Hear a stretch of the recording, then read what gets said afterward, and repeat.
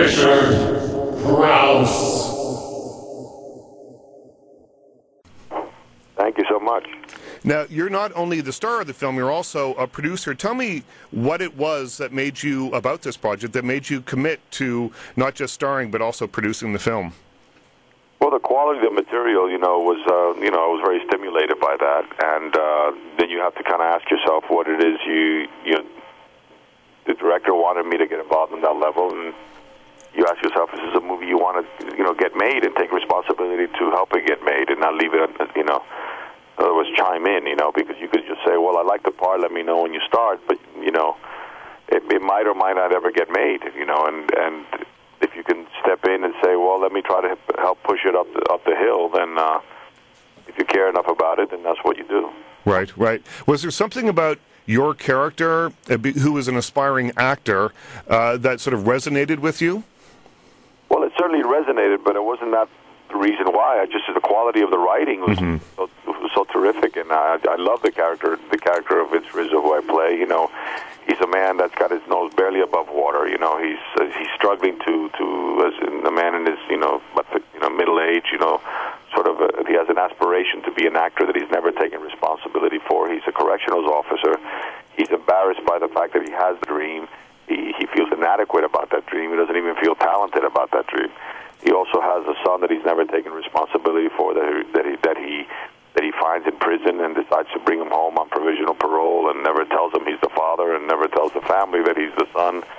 I mean, he's a man, that's pretty conflicted in terms of what his, what his confidence level in life, Well, but it's the predicaments around that surround that, and all the secrets that him and his family hold from each other provide us with a very engaging human comedy, Well, I also think it gives you the opportunity to bring in lots of interesting characters in each of the different facets of his life. Right, exactly. And actors that can, that will respond to those characters because they're so beautifully written. So I knew that as a producer that I would attract, great actors. And you saw in the cast with Alan Arkin and Emily Mortimer and Juliana Margulies, and and certainly the younger actors in the piece, Stephen Strait and Ezra Miller and Dominique Garcia Laredo. Well, I was really pleased to see Stephen Strait in this because I think he's a really good actor, and in some of the films, I think in the earlier part of his career, relied mostly on his looks rather than his talent, and I think there's a deep well of talent there, and I think this movie really plays off on that.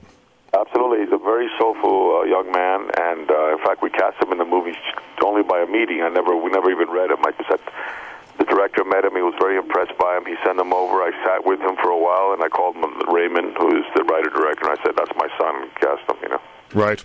Now, there's another actress that had to audition, Dominique Garcia Loretto, and the Garcia is not an accident. That wasn't just a happy coincidence. She's your daughter. She's my daughter in real life, that's right. Tell me a little bit about working with her. You've worked with her before, but tell me a little bit about working with her on set. Well, she's great. I mean, she's like I said, we've worked together 3 times before. She came to this movie kind of through the back door, through the casting director had auditioned her for Entourage. She didn't get the part, but she called Raymond and said, I found your girl. And she said, who is it? He said, Andy's daughter. What? He says, yeah, she's a great actress. You got to meet her. So I was very proud of her that she, that she sort of earned her right to be in the movie the way she wanted to, and she's a terrific actress. And so obviously, I'm always very, very proud to share the set with her and have that experience, as you could imagine for any father. So it was great, and she's terrific in the role, and really all the younger actors are really fantastic in the film. Yeah, the young man that plays your son, your other son, I thought was terrific as well. Crazy kid, fantastic, a lot of talent there, and a really unusual line delivery, which I really I've responded to. I thought he was really funny. He's got a very bright future. We talked about auditions a little bit here. Your character, Vince, goes to an audition during the film.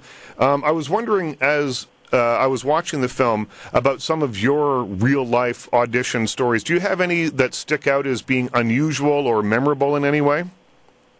Oh, God, there's been so many. My first audition for Summer Stock, drove all the way to New York for 20 hours to audition for that, and I had one of those classic auditions where you're in a dark auditorium and you don't see the people out there, and you begin your monologue and they stop you halfway through, kind of thing. It's sort of like the to be or not to be. Thank you. That must be crushing for an actor. You're going, oh, I drove here 20 hours for that. Thank you very much. This is a real joy.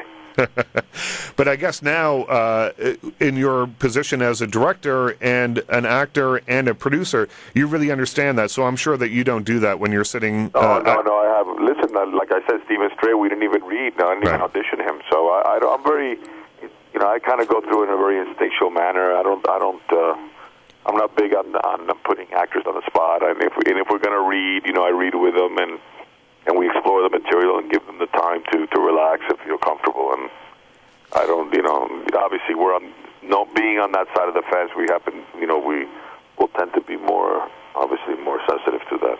Right. Now, the film won the Audience Award at the Tribeca Film Festival. What do you think it is about the movie that's really resonating with audiences?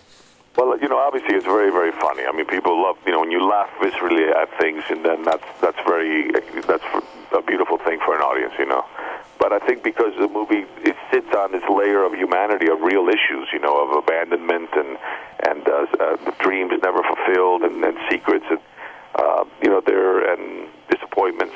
These things, when you get to the end of the movie, you have that in your subconscious as you're watching the story, So when the characters go through their catharsis at the end, and you've been laughing so hard through the movie, all of a sudden you're going, why am I crying here at the end? You know what I mean? Yeah.